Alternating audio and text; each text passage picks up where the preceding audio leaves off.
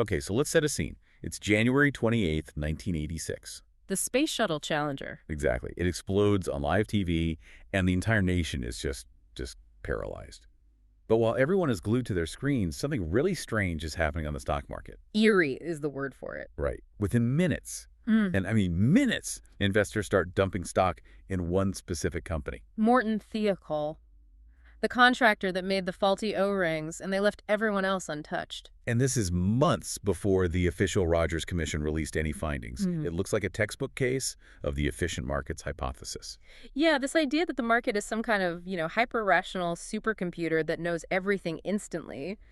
But today, we are going to tear that theory down. For sure. Because if the market is a perfect computer, how do you explain 2008? A computer doesn't just have a panic attack. Which is why we're diving into Adaptive Markets by the MIT economist Andrew W. Lo. And Lowe's whole argument is that we've been using the wrong science. We treat economics like it's physics, with these fixed, immutable laws. When we should be treating it like biology.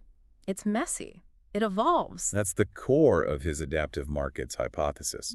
He's not saying the old ideas are wrong, just incomplete. Right. Markets can be efficient, but only when the environment is stable. When things get crazy, evolution and survival instincts take over. And to explain this, he uses a brilliant metaphor. The great white shark. I loved this part. It's perfect, isn't it? I mean, a great white is an apex predator. It's evolved for millions of years to be this perfect killing machine in the ocean. But you take that same shark and drop it on a sandy beach. And it looks ridiculous. It's just flailing around looking clumsy and stupid. But it's not stupid, it's maladapted. And Lowe says, that's us. That's the investor during a market crash. Exactly.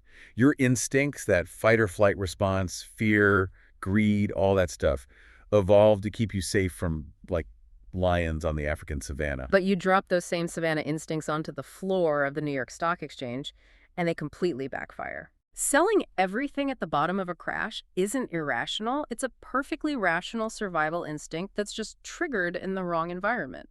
We haven't evolved for the S&P 500 yet. And this doesn't just apply to us as individuals, right? Yeah. He uses this lens for huge institutions. Yes, which brings us to the Galapagos Islands of finance.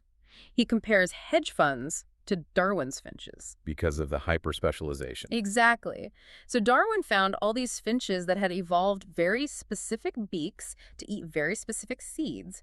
In finance, you have quant funds or pairs traders. And they've evolved these very specific algorithms, their beaks, to find a specific kind of profit. Which works great until the environment changes. He points to the quant meltdown in August of 2007. That was the tremor before the big earthquake. Totally. All of a sudden, liquidity just vanished. The food source disappeared. Yeah. And because all these quants had evolved the exact same beak to eat that food. They all started starving at the same time. Yeah. It's survival of the richest.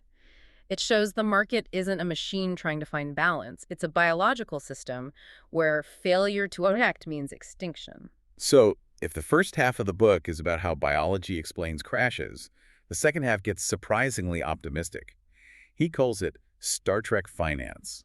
I mean, it's a catchy name for a pretty radical idea, using the same financial tools that almost broke the world to, say, cure cancer. He tells this incredible story about a molecular biologist, Harvey Lodish. Oh, this story's amazing. So Lodish co-founds a company called Genzyme back in the 80s to treat a really rare genetic disorder, Gaucher disease. And then decades later, his own grandson is diagnosed with that exact disease. And the kid is saved by the very drug his grandfather took a huge risk to create. It's just an unbelievable full circle moment. But for every one Genzyme, hundreds of biotechs fail. The risk is just too high for most investors. And that's where Lowe's idea for megafunds comes in. Instead of betting on one drug, you pool thousands of them into one massive securitized portfolio. So it's basically applying portfolio theory to cancer research.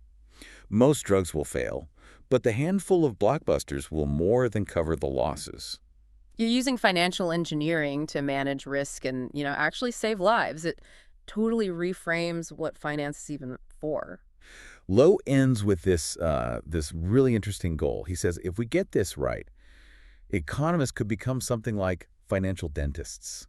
It sounds a little boring, but that's the whole point. Dentistry used to be this brutal, painful thing. And now it's routine. It's preventative. You catch a cavity early, you fix it, no big deal. He wants financial crises to be like that. A small, manageable problem, not a global meltdown.